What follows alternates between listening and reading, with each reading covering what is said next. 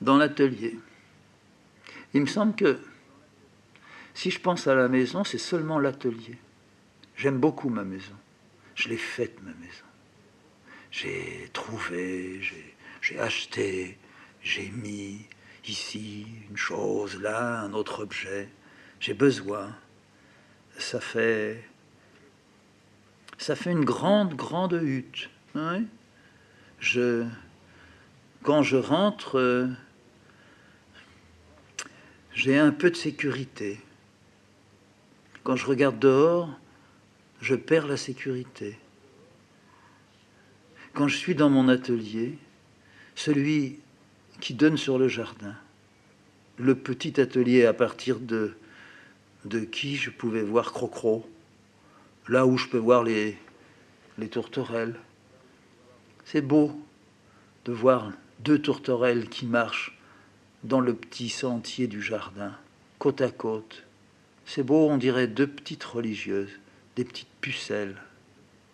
On pourrait les prendre, les chatouiller, puis elles diraient « Fais-moi l'amour ». Elles ont quelque chose qui dit « Fais-moi l'amour ». Elles ont l'élégance de leur petit collier noir. C'est joli d'avoir eu ça. On a bien mis dans la chance de la vie cette petite chose noire, comme un petit trait d'encre de Chine. Un collier. Et elle marche, et vas-y, je te pique un petit peu. Non, ça c'est pas bon, je le jette. Tic-toc, tic-toc, tic-toc. Elles se dandinent, elles ont un joli petit derrière. La jupe frôle le sol, la queue, ah oui, ça balaye, c'est bien. Elles se regardent, elles vont un peu plus loin. Là-bas, toutes les deux, ensemble, vout, demi-tour. Et on revient, toc, toc, toc, toc, je te picore, je te picore. Et puis tout à coup, pout, toutes les deux s'envolent, elles vont sur le toit. La petite maison qui est dans le fond de la cour, on l'appelle la Poustinia. Ah, très bien. Elles se mettent sur le toit, c'est leur Poustinia. La Poustinia, c'est la maison, c'est le désert en soi. Elles acceptent le désert en soi. Elles sont dans un désert, elles sont bien. On leur donne des graines. Le grand qui est là, la petite femme qui est là, ils sont gentils, nous filent à bouffer. Tout ça, ça tourne bien. Elles sont sur le toit. Et vas-y, que je te picore encore. Toc, toc, toc, toc. Elles restent côte à côte. C'est un mâle et une femelle? Pas sûr. C'est sans sexe? Pas sûr. Ça vit? Ouais. Dans leur plumage, il y a un dessin. Je prends de leurs plumes, je les mets dans mon dessin. Elles viennent naturellement dans mon dessin. Elles volent dans l'atelier. Quand elles volent, elles perdent une plume. La plume, elle vient dans la forme. La plume, elle fait venir une forme. Je me suis mis à acheter, et puis Cécile m'a surtout acheté. Moi, j'arrivais peut-être pas vraiment à me décider, sortir un peu d'argent pour acheter. Alors acheter quoi? Alors Cécile, elle a acheté un jour une petite statuette, une autre fois une petite forme, une autre fois une petite tête. Ah, j'en ai eu de plus en plus envie. Ils étaient là, ils me regardent. Ils me regardent et puis ils m'envoient des choses. J'aime beaucoup une petite statuette que j'ai. Je ne sais pas comment on appelle ça. Je ne sais pas d'où ça sort. C'est africain. J'aime beaucoup les Africains. Elle a deux tout petits bras qui sont sur le côté, mais tout petits. Il n'y a pas de main, il n'y a rien. Deux petits bouts comme ça. C'est une statuette de femelle avec deux petits seins qui pointent. La tête est complètement écrasée. C'est comme un disque lunaire. Elle est là, très courte. Pas de jambes. Il n'y a jamais eu de jambes. Posée sur un socle. Ça pourrait faire comme une petite machette, mais c'est pas ça, c'est très fragile. Et de loin, elle me regarde. Je relève les yeux, je la vois. Je suis très amoureux de la petite femelle. Très. La journée va se passer. L'autre journée va venir. La nuit, elle va ponctuer tout ça. On va se mettre dans le lit. Cécile va prendre son livre. Moi, je vais prendre un autre livre. On va lire pendant un temps. Je suis fatigué. Ma tête tombe sur le bouquin. Le bouquin me tombe des mains. Cécile me donne un coup de coude. Tu dors. Oui, je commence à dormir. Ah, c'est dommage. Bah, dors. Éteins. Je repose le livre. J'éteins. Elle se serre contre moi. Elle me dit, moi, je lis encore un peu. Oui, si tu veux. Je suis bien là. Je pousse, je pousse. J'ai envie ou j'ai pas envie. Je me sers bien. Il fait chaud. Ça sent les plumes et les poils. À un moment, j'entends un petit craquement. Quelque chose qui devient plus sombre. C'est pas moi qui tombe dans le sommeil, c'est Cécile qui vient elle aussi de poser son livre et d'éteindre sa petite lampe. Elle se tasse, elle se serre, elle cherche sa place, elle plie ses jambes. Elle cale son derrière contre mon ventre. Elle redit encore une fois tout bas « Bonne nuit ». Je réponds en grognant « Ah ». Le sommeil vient. Quelquefois, le sommeil ne vient pas. Je peux la toucher. Je peux voir la chambre comme elle est, dans le noir. Je vois ce qu'il y a sur les murs. Je fais le tour de la maison. Je suis le fantôme qui se promène. J'entends une voiture qui passe. J'en entends une autre. J'entends des portières qui claquent.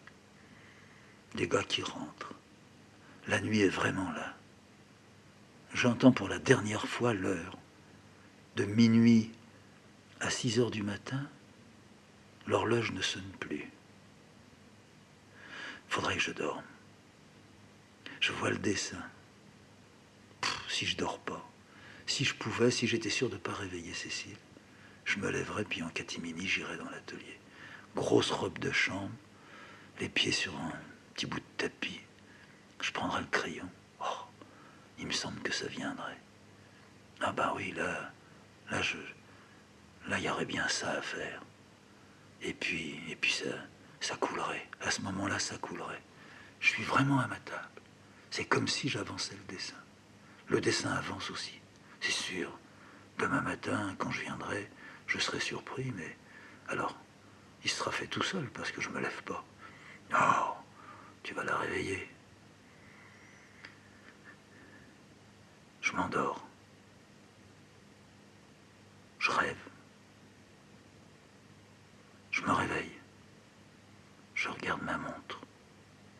J'ai du mal dans la nuit. Elle est vieille, la montre, elle est comme moi. Elle a été lumineuse.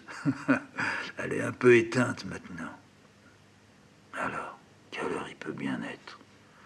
C'est 2h30, ça? Ou bien c'est 6h15? Penses-tu, si c'était 6h15, t'entendrais encore 2-3 bagnoles rouler dans la rue? Et puis, bientôt, il y aurait les boueux. Oh non, c'est 2h30. Oh, faut dormir. Peut pas dormir. Je me retourne tout doucement. J'ai chaud. J'ai une suée. Oh, si je pouvais, je me leverais. Non. Qu'est-ce qu'il y aurait là sinon? Quoi? Je sais pas. Bah, qu'est-ce que tu ferais? Tu pourrais, tu ferais quoi? Oh, bah, c'est pas la première fois que je pourrais, je me lèverais, je m'habillerais, je sortirais dans la rue. Je marcherais dans la rue de la Châtre. J'irais pas là-bas vers les rues où il y a des bagnoles qui passent jour et nuit. Non, j'irais par là-dessous. Je descendrais la rue Venose, le tour de l'église, la rue Belfond, Alphonse Fleury. Je repasserai la rue Venose, je traverserai, j'irai un peu vers l'Indre en bas. Et puis quoi? Je sais pas. Et tu crois que tu croiserais quelqu'un? Penses-tu? Ça dort. Et si je croisais quelqu'un, bah alors je dirais rien parce qu'il aurait peur. Pourquoi je l'ai jamais fait? Je sais pas. C'est s'il aurait pas aimé, pas sûr. Mais tu l'aurais emmené avec toi ou pas? Non. Je me serais habillé en douce et puis j'aurais filé. Faudrait que je le fasse. Ah, ça fait déjà 10 ans que je dis qu'il faudrait que je le fasse. Puis quand on était là-haut au Cousin, c'était pareil. Je me réveillais la nuit et je disais, là, il faudrait que je me lève.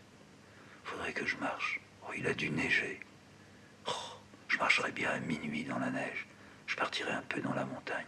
J'aurais une lampe électrique. Non, c'est la pleine lune en ce moment. Oh, ça serait fantastique. Ben, je l'ai jamais fait. Puis au Cousin, j'ai jamais fait non plus. Puis marcher sur la route, entendre les animaux la nuit. Oh, ça, je m'étais promis de le faire. Bah oui, bah je l'ai jamais fait. J'ai une fois, très tard le soir, avec un copain, j'ai dit, si tu veux, on va aller faire un tour. C'était très bien. On a marché. Je connaissais bien le coin. On a quitté la route, on est passé sur un chemin de terre. Il y avait la pleine lune. Il faut faire attention, parce qu'à un moment donné, ça tourne aussi. Il n'y a pas la pleine lune toute la nuit. Hein. On a marché, puis on a entendu du bruit. Ah, il m'a dit, qu'est-ce que c'est? Oh, ben, je lui ai dit, ça c'est une bête qui fait un bruit pareil. Bah oui, si on savait ce que c'est comme bête, ça expliquerait le bruit. Oh, bah dis donc, c'est quelque chose qui est lourd, regarde ça. On entend comme... il bouge des arbres. Attends. On a continué, on a marché. Et subitement, on est tombé. Mais nez à nez, mais lui, il était de l'autre côté de la bouchure, hein. Nez à nez avec 2 chevaux qui nous ont semblé immenses. Mais ils étaient grands. Qui nous regardaient. Des naseaux, il leur sortait des nuages. Mais des nuages de brouillard, enfin. Et puis il faisait... Le copain, il avait peur. Il m'a dit, mais faut faire gaffe. Dit, non, penses-tu, ils peuvent pas passer la barrière. Puis il y a des branches partout. Je savais pas qu'il laissait des chevaux la nuit dehors comme ça. C'est des chevaux de trait. Tu sais, si c'est des chevaux de trait, c'est les 2 derniers, parce que plus jamais quelqu'un ne se sert de chevaux.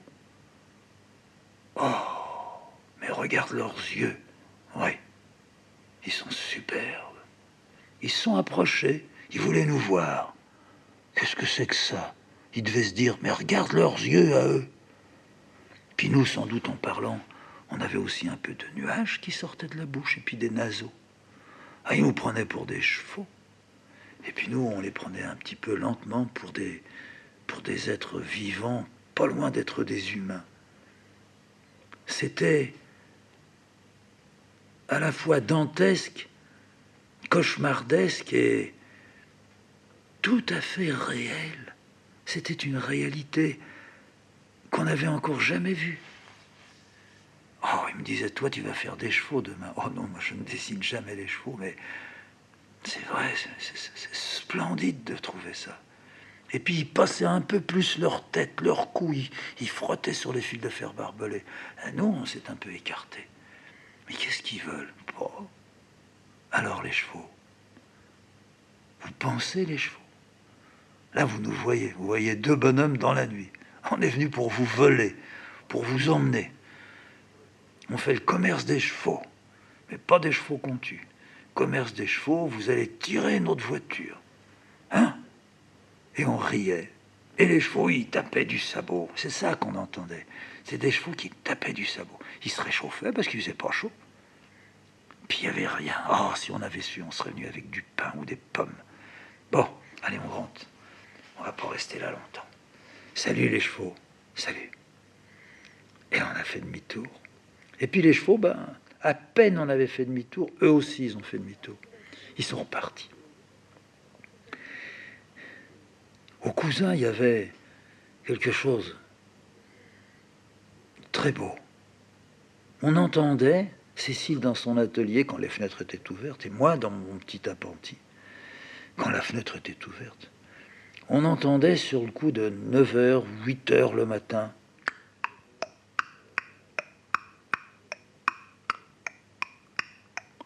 un cheval. Ça, c'était avant qu'on ait découvert nos 2 chevaux à demi sauvages dans un bout de pré. Un cheval qui marchait sur la route. Cécile est descendue, elle m'a dit, t'as entendu? Oui. Il y avait un cheval. À midi, les fenêtres étaient encore grandes ouvertes.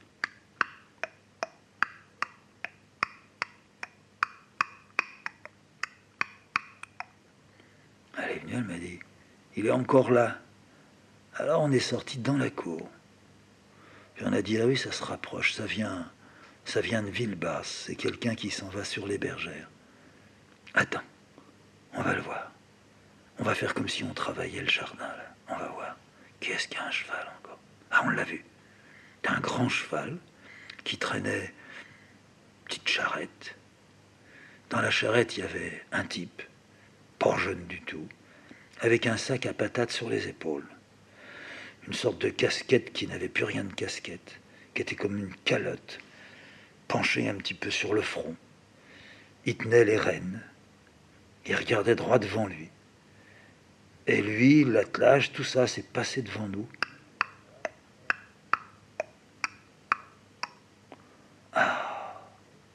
Le lendemain, à 9 heures, les fenêtres ouvertes, Cécile qui gravait, puis moi qui essayais de travailler, on a bien guetté.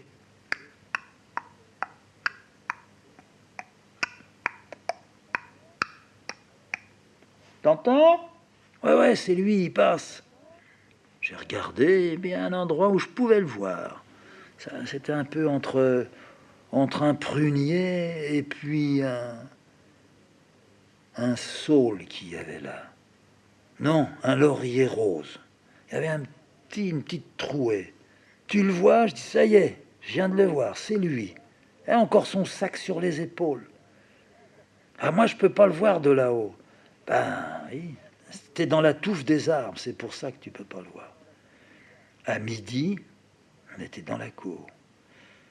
On faisait comme si on travaillait. Puis on a tourné un peu les yeux. Ah, le voilà.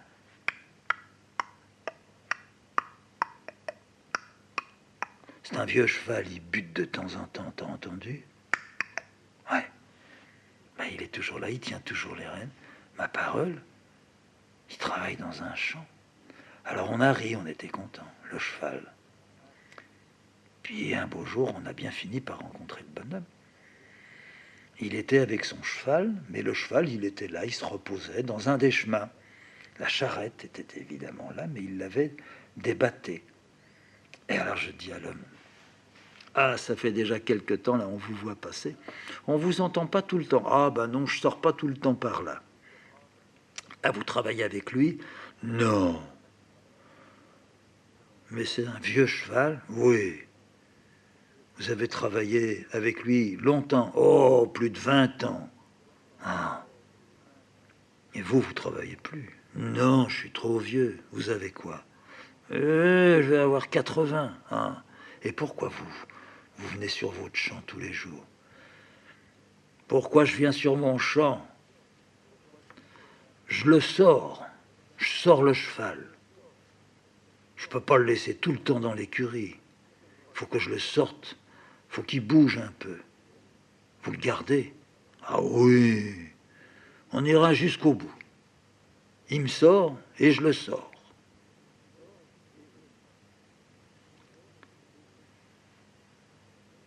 Ici, à la Châtre, il n'y a plus de chevaux, mais dans 2 ou 3 prés, après les jardins, il y en a un, grand, presque maigre, mais c'est sa race, qui marche, qui vient, qui aime beaucoup qu'on lui parle.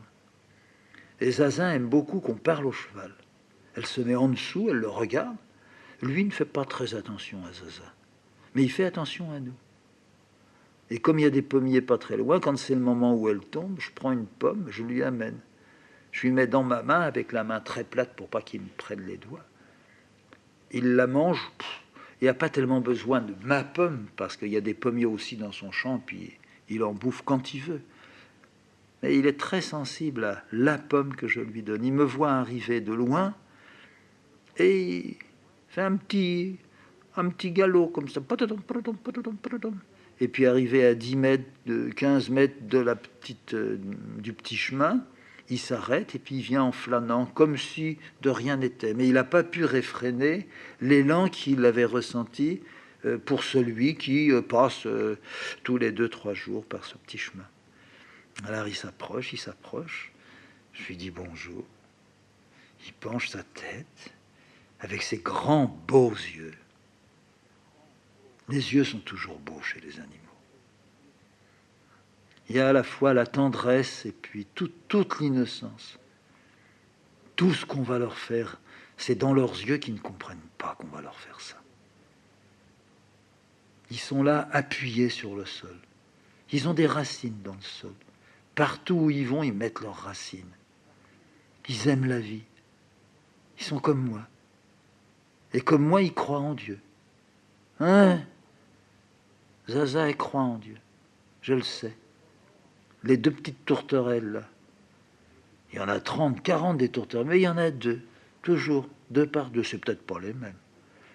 qui marchent, mes petites religieuses qui veulent se faire baiser, là. Elles croient en Dieu. Il y a Dieu pour elles. Dans les grains, il y a Dieu. Quand elles marchent, il y a Dieu. Quand elles se font les puces, il y a Dieu. Dieu, c'est pas ce qu'il veut faire. Ça commande pas. Dieu, c'est dedans. C'est quelque chose qu'on sent dedans.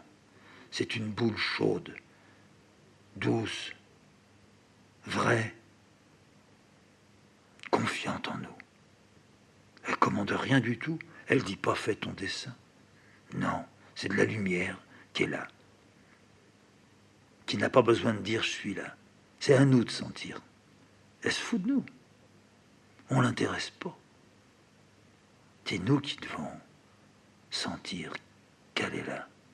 Si on sent qu'elle est là, le dessin, mauvais ou pas mauvais, fait rien. Allez, il est là. Je peux pas dire ça ailleurs. On rigolerait, on serait déçu. On me dirait comment? C'est vous qui faites ça, ces dessins-là, puis vous venez nous raconter des balivernes? Ouais, je vous raconte pas des balivernes, je vous raconte rien. J'ai pas envie de vous parler de ça. Mais ce qui est sûr, et puis je vous le dirai pas, mais c'est ce que je pense. Il n'y a rien s'il n'y a pas ça, pour moi, et puis même pour les autres. Et puis ceux qui disent je m'en fous, puis moi là, je suis pas comme ça et tout, qui se démerdent. Qui se démerdent. S'ils ont rien dedans. M'en fous, ça c'est sûr, je m'en fous. Mais moi je le sens. Et je le sens pas d'aujourd'hui. Je le sens depuis toujours, depuis que je suis môme. C'est peut-être pour ça que j'aimais pas aller à l'église. J'aimais y aller pour traîner quand il y avait personne. J'aimais y aller pour me dire je reviendrai plus. Et puis j'y revenais. Comme j'aime sortir des livres en me disant oh, ça c'est fini. Celui-là je pourrais le foutre en l'air. Et puis le soir même je le ressors. Et puis je le lis. Et puis je dis plus rien. Et puis 2-3 jours après, ah oui, j'avais lu l'autre jour, il faudrait que je regarde si je le sors. Pff, quel tas! Oh, je devrais vraiment le foutre en l'air, tiens. Et puis le soir, en me couchant, ben, je le lis. Puis je me dis, ah ben oui. Ah oui, je suis d'accord. Ou bien non, je suis pas d'accord, mais je le garde. Ou bien, ah, ce qu'il a dit là. Ah, quand je lis un type que j'aime beaucoup, j'ai découvert ça grâce à une amie. Et que ce type-là, il dit, il faut plus avoir d'affaires. Ah, quelqu'un qui a réussi à faire un dessin comme ça. Quelqu'un qui fera un dessin en n'ayant plus d'affaires. C'est quelqu'un qui serait arrivé à ça. Oh, mais on arrive à ça quand l'affluent rencontre la rivière. Oui, c'est seulement à ce moment-là. Avant, c'est pas possible. Avant, c'est secouer les manches. Ça, oui, on peut secouer les manches. C'est-à-dire faire tomber. Faire tomber, faut faire tomber. Ah oui, moi je passe des journées à faire tomber, à essayer de faire tomber. Et il y a des dessins qui sont uniquement des dessins où j'ai fait tomber. Oui, mais ne plus avoir d'affaires.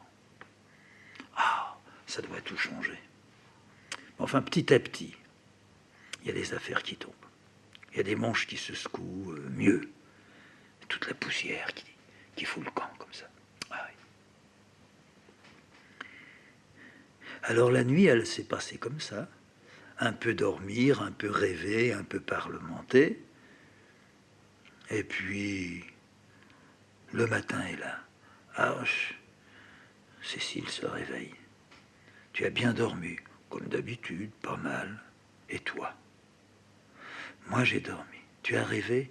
J'ai peut-être rêvé, dit Cécile, mais je m'en souviens plus. Ah, ce que ça peut me gêner de ne plus me souvenir de mes rêves. Toi, tu te souviens des tiens?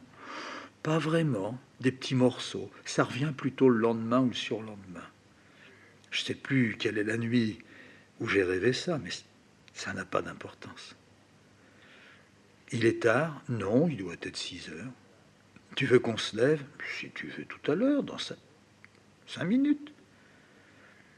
on entend la voiture de la boulangère qui commence déjà, et qui va loin, à distribuer les premiers pains. Elle sera à 6h30 là-haut, vers des fermes. Ils auront déjà reçu leur pain. Ils mettent un sac accroché à la porte ou accroché au poteau d'entrée de la cour de la ferme. Ils donnent un petit coup de klaxon. Ça veut dire « je viens de mettre le pain ». Et il y a le gamin ou la femme ou l'homme, quelques secondes après, ils lâchent les bêtes et ils viennent, ils prennent le pain.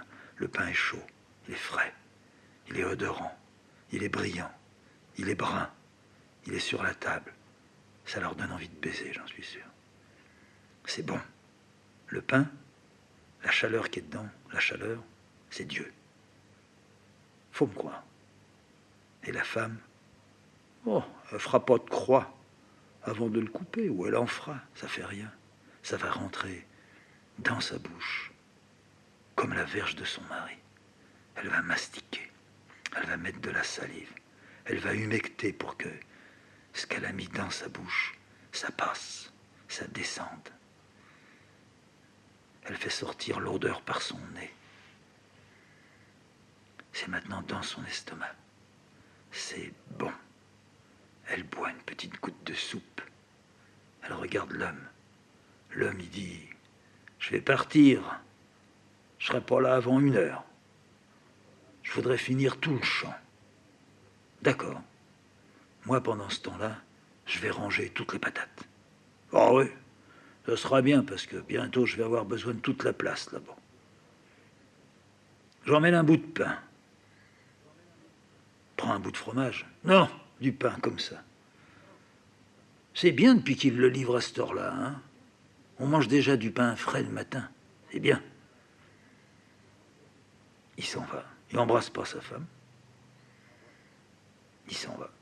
Il a la fourche sur l'épaule, ou il a la bêche sur l'épaule, ou il est sur son tracteur, et ça le branle, et il dort à moitié, et il arrive dans son champ. Et pendant ce temps, là-bas, la femme, là-bas, elle remange encore un petit bout de pain. Ça la démange. Là, au bout du sein, ça lui fait du bien quand elle se gratte. Elle voudrait bien quelque chose, ce soir. Ce soir, je lui dirai. Ou je lui dirai pas, mais je m'approcherai. Tout ça, je le sais. Moi, je les vois derrière leur mur. Ils me rendent heureux. Heureux quand je pense et que je peux les voir. On prend, nous, notre petit déjeuner en bas. On n'est plus paysans. On n'a pas de pain chaud.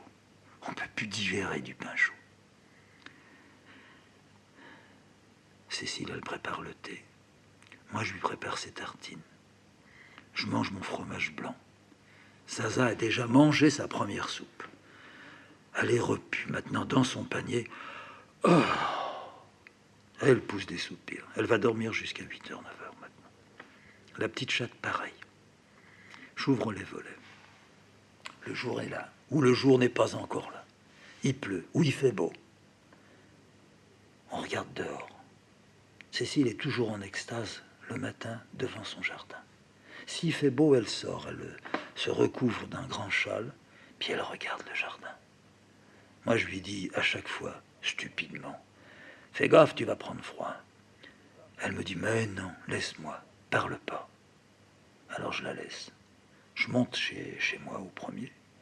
Par la fenêtre, je la regarde. Elle est là, immobile. On dirait un peu une de ces actrices vues de dos, qui sont sur une scène et qui regardent, ou bien en tournant le dos au public, ou bien en regardant le public. Ça serait le jardin. Le public, ça serait les tomates, les courgettes, les fraises, les framboises, les fleurs. Première tourterelle arrive. Quand elles arrivent, c'est que le jour s'est levé depuis à peu près une petite heure. Elles sont là, sur les toits, sur le grand prunier. Elles n'ont Dieu que vers la maison, vers les fenêtres. Si elles voient Cécile sur la terrasse, alors elle regarde Cécile. Puis Cécile, elle dit, « Ah oui, je vais vous donner à manger, les petites. » Alors elle rentre, elle prend le petit bol plein de graines, toujours prêt. Elle va dans la cour, elle ouvre la porte de la barrière du jardin. Elle arrive tout de suite là, à la petite maisonnée que j'ai faite. À la petite maisonnée, dans le fond de la petite maisonnée. C'est une petite maison miniature. On voit ça, il y a des gens qui mettent ça un peu partout. Bon, moi, je l'ai faite. Je peux pas ne pas faire les choses. Dans le fond de la maison, j'ai fait un œil avec un gros stylo feutre, puis une grosse pupille. Puis j'ai dit, attention, faites attention. Bien sûr que je ne suis pas encore totalement stupide. Ça ne lit pas, faites attention. Ça ne voit pas l'œil. Mais l'intention que j'y ai mise, c'est comme une icône. C'est là. Et quand elle rentre dans la boîte et qu'elle picore, c'est là. Non pas attention, c'est là. C'est la chose qui ne se dit pas. Moi, je l'ai dite, parce que moi, je suis un homme. Mais elles le savent. Et elles le savent doublement parce que je l'ai dit. Mais elles ne le lisent pas. Et puis quand elles sortent, elles regardent à droite et à gauche. Attention.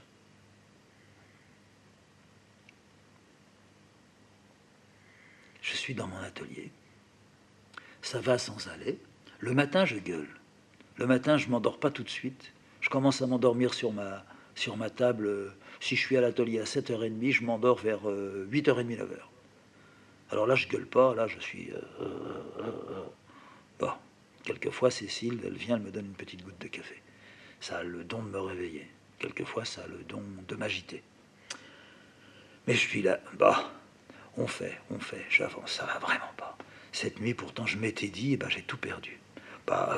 Je devrais prendre des notes. Ah, tu me fais rigoler. Non, c'est...